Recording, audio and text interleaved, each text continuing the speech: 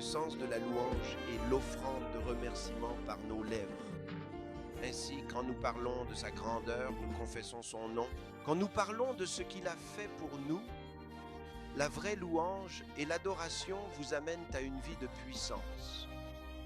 Et beaucoup de choses pour lesquelles vous priez et demandez à Dieu, vous découvrirez que vous n'avez pas besoin de les demander.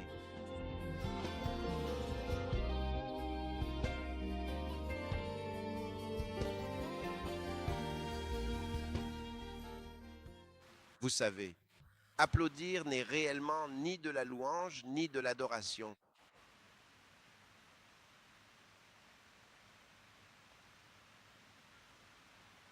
Mais applaudir n'est pas mauvais.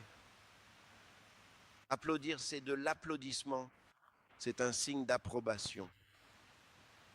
Ce n'est ni de la louange ni de l'adoration.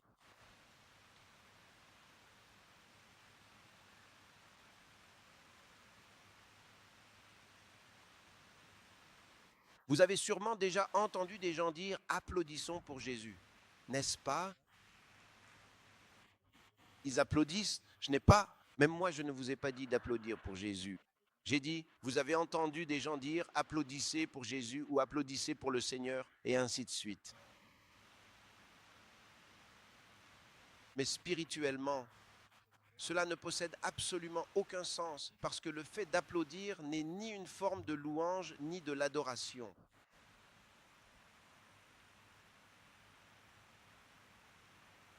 Saisissez bien cela. Je veux que vous compreniez.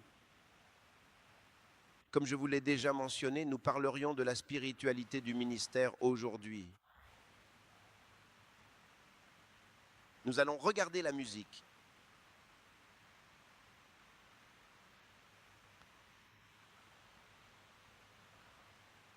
C'est très important.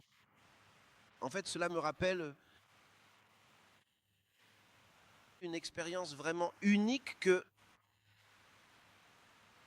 c'est une vision que Kenneth E. Hagin a reçue il y a de nombreuses années, au début des années 90, probablement en 1992 ou 1993 par là. Et puis il a dit que il se préparait pour leur convention annuelle. Et l'un de ces jours-là particulièrement, alors qu'il priait pour les réunions, il a eu une vision. Et vous savez, c'était un ministre de l'Évangile absolument remarquable et influent.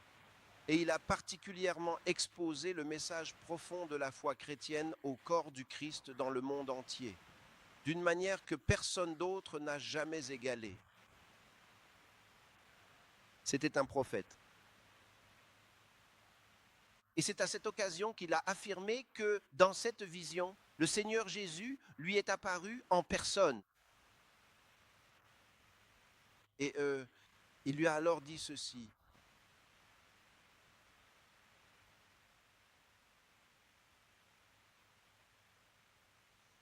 Que les applaudissements ne sont ni louange ni adoration. Il avait tout à fait raison. Et il lui a parlé dans cette vision de plusieurs autres choses que bien des gens agissent ainsi dans les assemblées de Dieu, en supposant qu'elles sont spirituelles.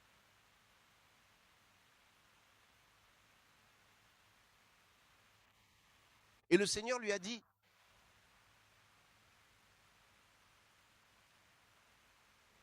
tu es allé aussi loin que tu le pouvais. En d'autres termes, cela signifie que le Seigneur ne s'attendait absolument pas à ce qu'il puisse corriger cela dans le corps du Christ. Il lui a fallu trop de temps pour découvrir une telle chose. Cette vérité lui est venue à un âge avancé et le Seigneur a dit, tu es allé aussi loin que tu le pouvais.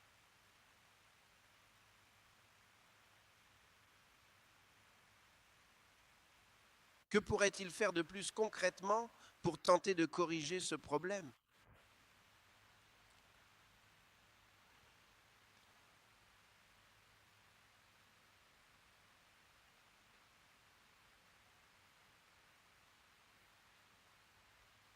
Eh bien, c'était au début des années 90, comme je l'ai dit.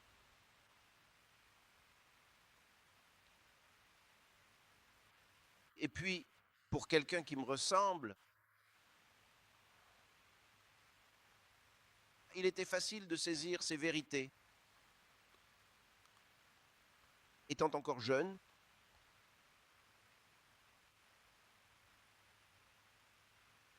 facile de saisir ces vérités et de les comprendre à la lumière de la parole de Dieu.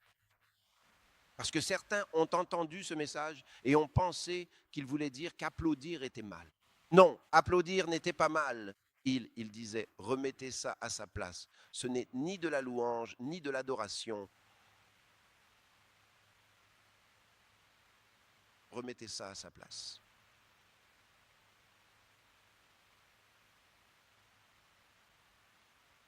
Beaucoup d'entre eux n'ont pas compris. Par exemple, eux, quand un miracle se produit et que les gens applaudissent, ils ne sont pas en train de louer Dieu par ces applaudissements. Ils réagissent simplement à leur excitation et manifestent leur approbation pour ce qu'ils viennent de voir. Et puis, ils négligent de louer ou d'adorer Dieu réellement. Voyez-vous, on adore Dieu avec des mots. On adore Dieu quand on lève les mains. Vous voyez, l'élévation des mains fait partie de l'adoration. Il est dit que l'élévation de mes mains soit comme le sacrifice du soir.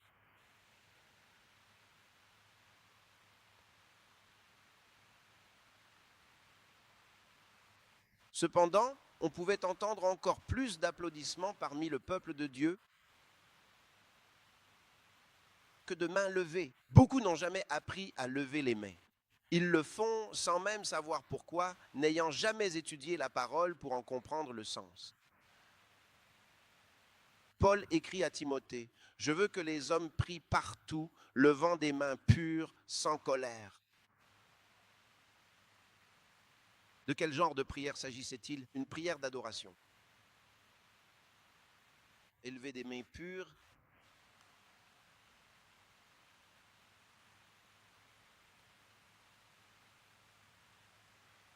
Mais la plupart n'ont jamais été instruits. Ils levaient les mains parce que l'assemblée levait les mains. Ils levaient les mains parce que l'homme ou la femme qui dirigeait le service disait « Maintenant, levez les mains ». Ils n'ont jamais su, d'après la parole de Dieu, ce que cela impliquait. Ils ne l'ont jamais compris. Personne ne leur a enseigné. Leur façon de lever les mains ressemblait à leurs applaudissements. Parce qu'ils se sont retrouvés parmi les gens. Quand les gens s'enthousiasmaient et applaudissaient, alors ils applaudissaient aussi. Alors, s'ils entendaient ce dont je parle maintenant, quand je dis qu'applaudir n'est ni louange ni adoration, ils seraient offensés. Parce que toute leur vie durant, ils ont applaudi. Toute leur vie durant, ils ont applaudi. Ils ont plus applaudi pour Dieu. Ils applaudissent plus. Puis ils applaudissent plus. Ils applaudissent, vous savez. Même dans certaines langues, vous savez, ils chantent. Ils disent « Apple ». Alors, ils le font encore plus. Puis quelqu'un le fait et ils s'y mettent tous, ils applaudissent, comme vous savez, un concours d'applaudissements. Mais en fait, ils ne savent pas que ce n'est ni de la louange ni de l'adoration. Il ne s'agit pas de louer Dieu ni de l'adorer, ce n'est ni louange ni adoration. Alors ils le font, c'est tout. Donc dans leur esprit, si vous disiez « ne frappez pas des mains », c'est comme si vous leur enleviez quelque chose. Parce que c'est ce dont ils ont l'habitude. Ils ont applaudi toute leur vie dès qu'ils étaient enthousiasmés par quelque chose. Ils ont tellement applaudi qu'ils ont cru que c'était une immense offrande à Dieu. Ils disent « offrons au Seigneur une offrande d'applaudissement, une offrande d'applaudissement ». C'est comme dans l'Ancien Testament quand on disait « Offrons au Seigneur une offrande de chameau ». Et le chameau, on ne pouvait pas faire à Dieu une offrande de chameau.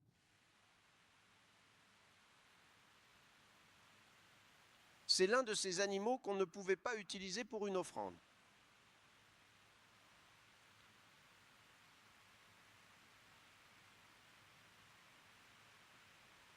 Le prêtre dirait non.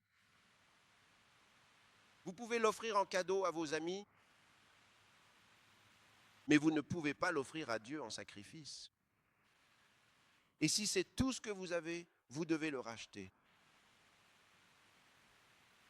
Vous devez faire quelque chose, vous le vendez. Vous ne pouvez pas l'amener tel quel et le donner à Dieu en offrande. Il y a d'autres animaux qui ne pouvaient pas être acceptés. Alors, juste parce que vous avez l'habitude des chameaux autour de vous, ça ne veut pas dire que vous allez offrir un chameau en sacrifice à Dieu.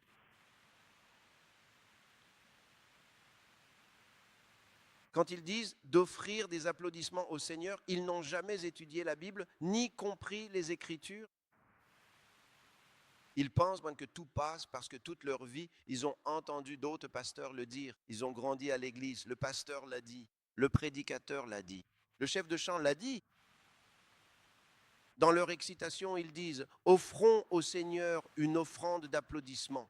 Ont-ils lu la Bible pour savoir si c'était correct et acceptable pour Dieu?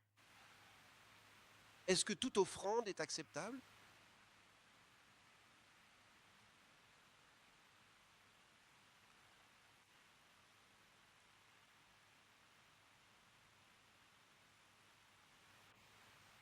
La question est de savoir si nous voulons faire ce qui est juste ou non. C'est ça la question. Voulons-nous faire ce qui est juste?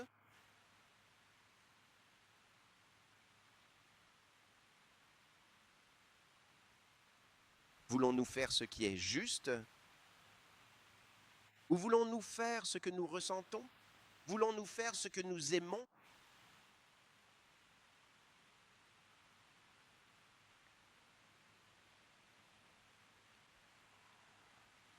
Vous savez, je suis convaincu que Dieu m'a élevé pour un dessein et pour un but.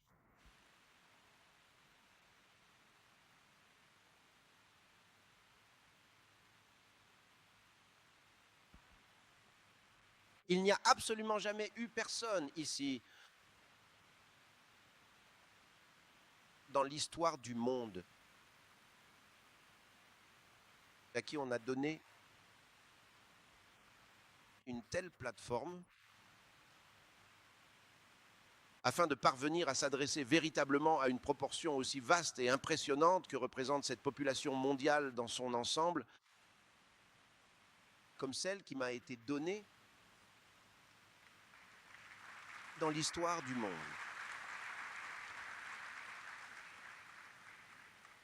Je comprends donc l'importance de ces choses et pourquoi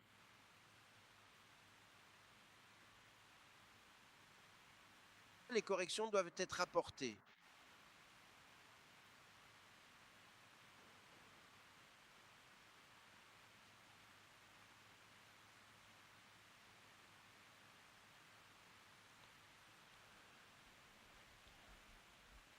Alors, qu'allez-vous faire de tous ces applaudissements maintenant? Vous voyez, mettez-les au bon endroit. Quand ils ont dansé, nous avons applaudi. Pourquoi? Un signe d'approbation? Oui, nous avons aimé ce que vous avez fait.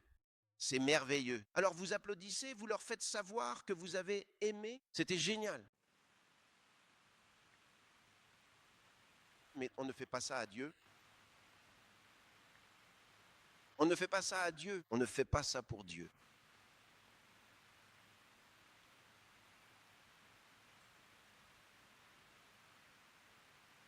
On ne peut pas montrer à Dieu un simple signe d'approbation, car il est Dieu.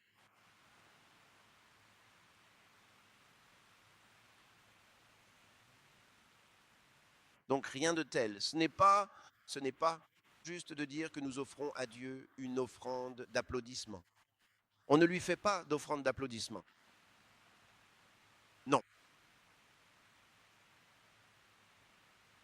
Le Nouveau Testament a été écrit pour l'Église.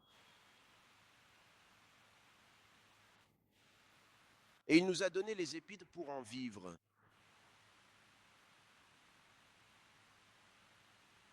Si vous souhaitez vraiment connaître la volonté de Dieu, il faut aller dans le Nouveau Testament. Pour connaître sa volonté pour l'Église, et vous lisez le Nouveau Testament à la lumière des épîtres.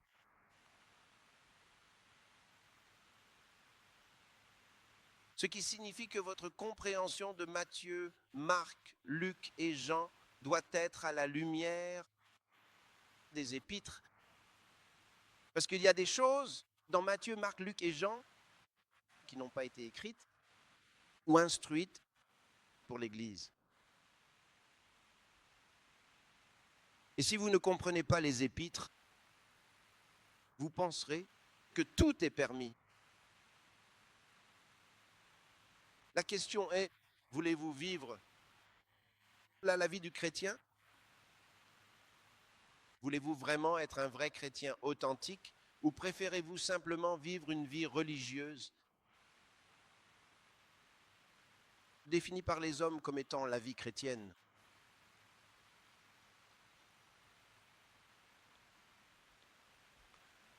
Bien sûr, il y a ceux qui ne s'en soucieraient pas. Non, ils pensent que des choses comme celle-ci reviennent à couper les cheveux en quatre. Mais voyez-vous, la qualité de votre vie spirituelle est directement liée à la révélation de la parole de Dieu que vous avez. Vous ne pouvez pas vivre au-dessus d'elle. Votre vie ne dépasse jamais votre connaissance de la parole de Dieu.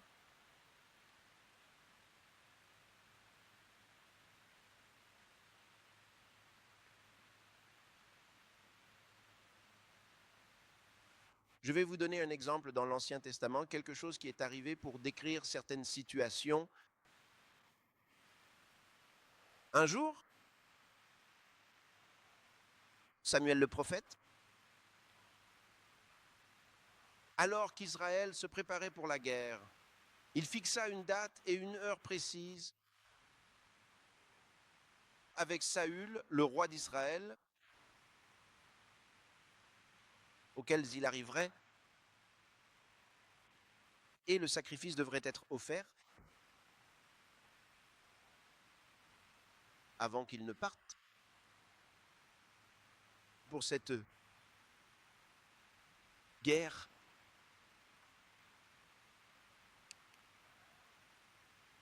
Pendant ce temps, Saül attendait que le grand prophète Samuel vienne le rejoindre. Et l'heure à laquelle Samuel aurait dû se présenter était passée. Et Saül, il a pensé à quelque chose. On ne peut plus attendre. On ne peut plus attendre. Et il a pris les devants et a offert le sacrifice.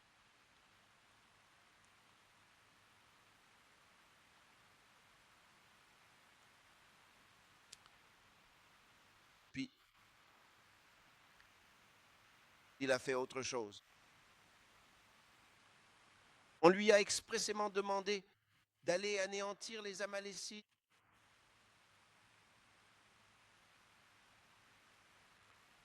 Et de tout détruire. Ne rien épargner, lui a-t-on dit. C'est l'instruction de Dieu.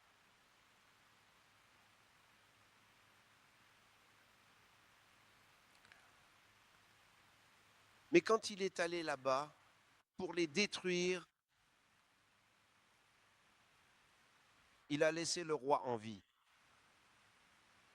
Dieu seul sait ce qu'il comptait faire de lui. Par la suite, il a soigneusement choisi et gardé précieusement les spécimens les plus robustes parmi tout son bétail.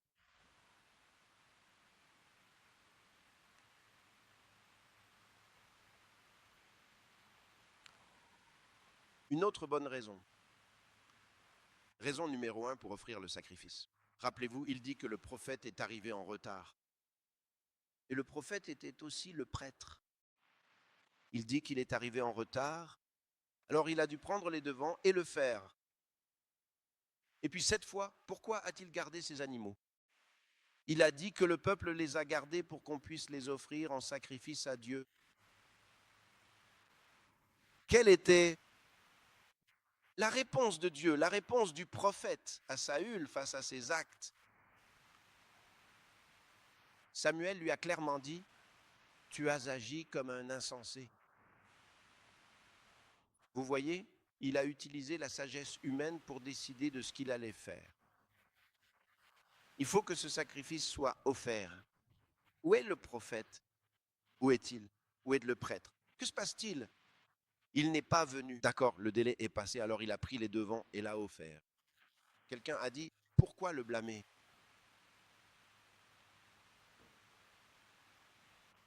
Puis, il a gardé ces choses, ces animaux, les meilleurs d'entre eux, pour les offrir à Dieu en sacrifice. Il n'avait pas l'intention de les manger. Il n'avait pas l'intention de les garder pour lui. Il dit, nous voulons les offrir à Dieu. Mais la parole de Dieu lui est parvenue et a dit, tu as agi comme un insensé. Voici, l'obéissance vaut mieux que le sacrifice, et l'écoute que la graisse des béliers. Et l'écoute vaut mieux que la graisse des béliers.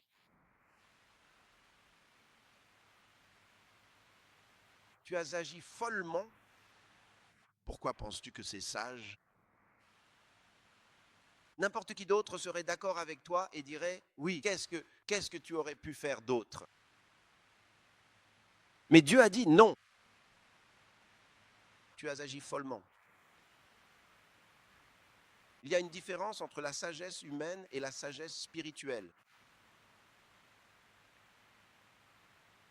La sagesse humaine est différente de la sagesse spirituelle. Ainsi, aux yeux de Dieu, alors que l'homme pensait avoir fait quelque chose de sage, et que le peuple était d'accord avec lui, le peuple était d'accord avec lui. Ils étaient d'accord avec Saül, le roi. Le peuple le soutenait.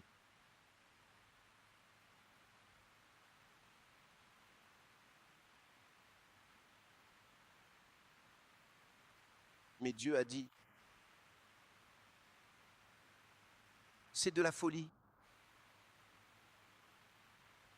Sachez que l'obéissance vaut bien mieux que tous les sacrifices. Et l'écoute. Prêtez l'oreille à ce que Dieu vous dit, que la graisse des béliers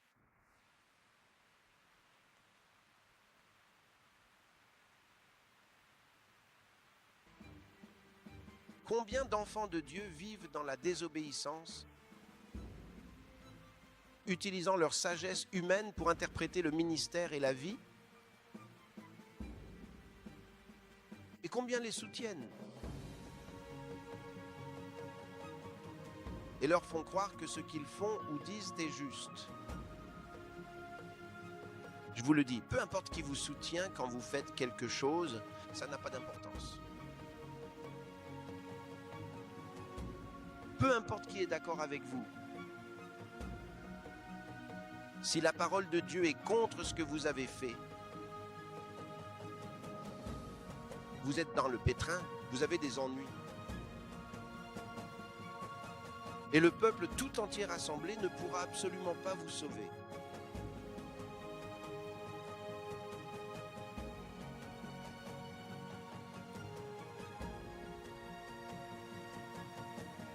L'obéissance vaut mieux que le sacrifice. L'écoute que la graisse des béliers. Rejoignez-nous demain pour un autre extrait d'enseignement sur la louange. Pour accéder à d'autres messages similaires, visitez la bibliothèque numérique du pasteur Chris, disponible sur le Love World App Store. Que Dieu vous bénisse.